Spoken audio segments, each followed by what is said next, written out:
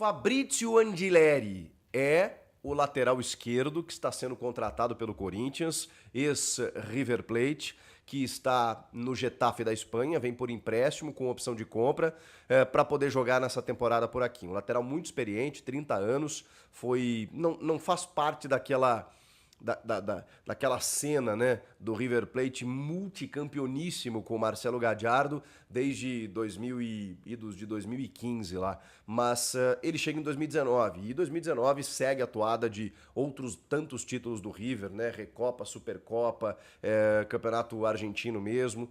E depois ele sai para a Espanha, não jogou ainda nessa temporada pelo time espanhol, é bom que se diga, mas é um lateral experiente, é um cara que é dono da posição, dono do setor, né?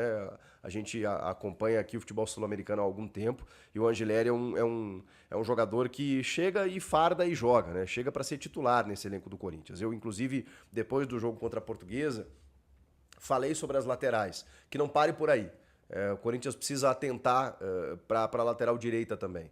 Não que o Mateuzinho seja um problema, mas eu acho que o Léo Maná se torna um problema.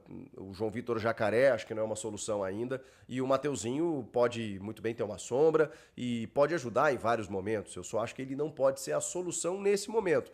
E isso vale também para o Hugo e para o Matheus Bidu. O Diego Palacios, eu confesso para vocês que eu desisto.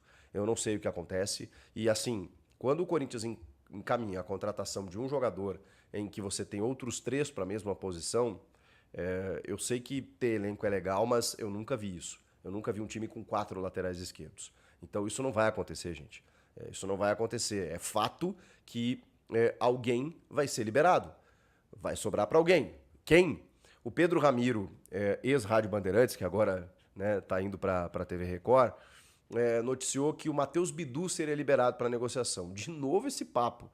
Depois da volta por cima que ele teve no ano passado, de novo, né, o Matheus Bidu sendo colocado aí como uma moeda de troca. Acho errado, porque acho que o Bidu, com todos os problemas, tá? O Bidu deixou muitos espaços, por exemplo, no jogo contra a Luz, apesar de ter feito o gol, mas isso é sistema também, né? Isso não é culpa só do jogador, isso tem uma questão tática também.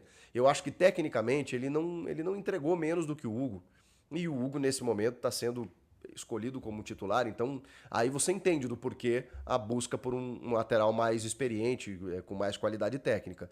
Agora não entendo, de novo, o Matheus Bidu na vitrine. Acho que o Bidu seria um bom reserva para o Angileri, por exemplo. O Hugo não, eu não consigo entender. Mas enfim, são escolhas da comissão técnica. E o Palacios, que a gente nem está colocando nessa conversa, não dá, né, gente? Falta uma transparência, falta uma explicação. A gente está se encaminhando aí já para o 3º mês de 2025 e ele jogou de novo uma partida só. Depois de ficar um ano parado, ele volta, joga um jogo e acabou. E não tem mais Palacios.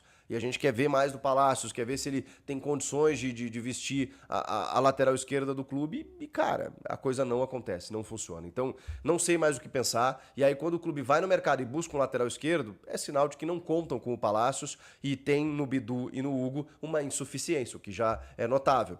Agora, se eu fosse escolher todos eles, o Bidu é a moeda de troca, aí eu não concordo muito. Essa é a informação do Ramiro, vamos ver se ela se confirma na prática, né? Porque as coisas mudam lá dentro, né? Às vezes a informação vem lá de dentro mesmo, daqui a pouco, né, o próprio Bidu foi colocado na vitrine para ser negociado com Goiás, Vitória, não quis, ficou, terminou a temporada titular e bem. E agora o clube busca aí o Angileri, de 30 anos, ex-River Plate, que está no Getafe da Espanha. Vamos aguardar para ver o que acontece. Quarta-feira tem jogaço, Universidade Central da Venezuela, que não está bem no campeonato venezuelano. Aliás, é a estreia dos caras na Libertadores. O Corinthians vai para a sua 18ª participação. Então, vamos entender que há uma diferença significativa, né? Eu sei que o futebol tudo é possível, mas vamos lá, né? O Corinthians, com o que está jogando aqui no Brasil, tem condições de ir lá e já conseguir uma vitória para voltar numa condição muito favorável semana que vem na Neoquímica Arena e aí sim confirmar essa passagem para outra fase eliminatória, para só depois chegar na fase de grupos. O Universidade Central, ele é o 6º colocado do Campeonato Venezuelano. Nesse ano, jogou pouco, né?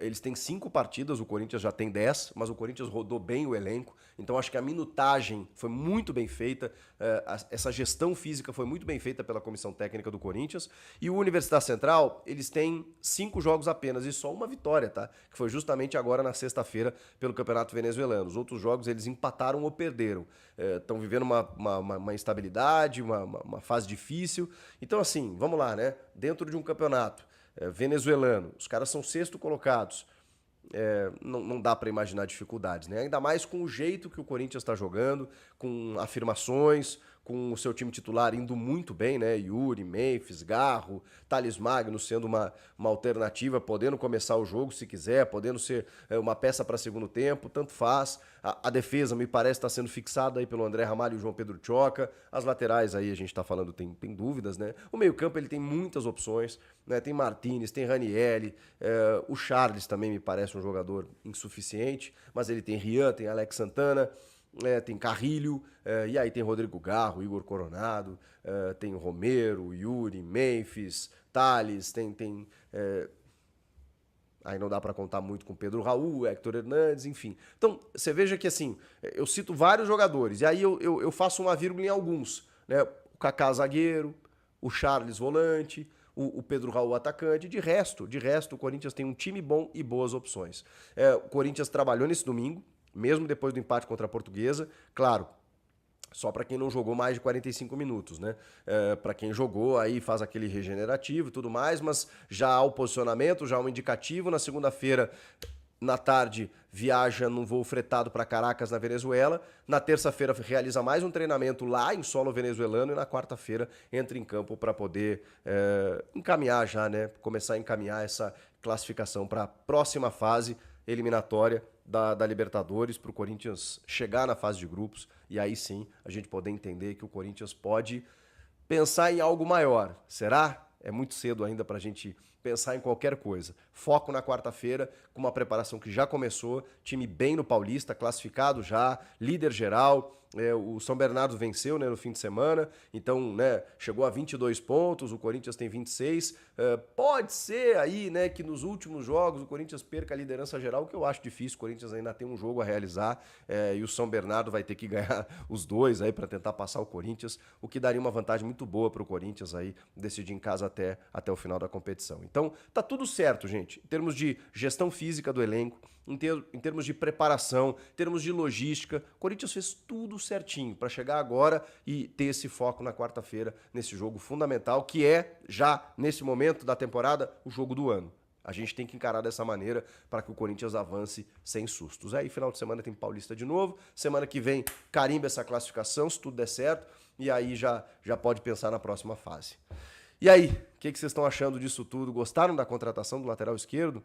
Eu ainda tô com uma pulga atrás da orelha, eu tô achando estranho exatamente por conta dessas, né, possibilidades aí na lateral, mas ok, a janela fecha dia 28, talvez o Corinthians esteja se mexendo para pontualmente reforçar, e aí se vem um lateral esquerdo, ok, mas tem que vir um direito também e tem que vir mais um atacante, mais um ponta. Acho que o Corinthians precisa desse jogador com essa característica de drible, 1 contra 1, para poder mudar jogos no segundo tempo. Vocês não concordam? Comentem aqui, inscreva-se no canal, eu volto na próxima. Tchau!